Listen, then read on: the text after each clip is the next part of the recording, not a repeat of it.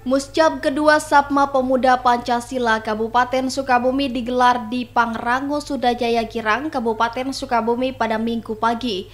Teguh TBS terpilih sebagai Ketua Sapma Pemuda Pancasila Kabupaten Sukabumi secara aklamasi. Menurut Ketua MPC Pemuda Pancasila Heru Herlambang mengatakan, terpilihnya Teguh di Muscab kedua Sapma sudah sesuai dengan mekanisme organisasi dan diharapkan kepengurusan Sapma yang baru dapat mendorong kemajuan organisasi dengan solidaritas yang tetap ditanamkan. Sementara itu, Sapma sendiri rencananya akan melanjutkan program tahunan, yakni bidang sosial dan olahraga. Karena ini kan mekanisme organisasi ya. Tadi seperti disampaikan,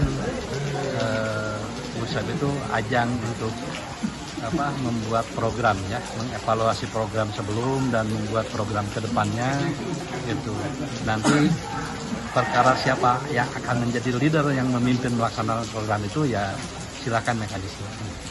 Saya harapkan ini menjadi titik tolak ya untuk pelajar, mahasiswa ke depannya bagaimana gitu mereka menempa diri di organisasi ini.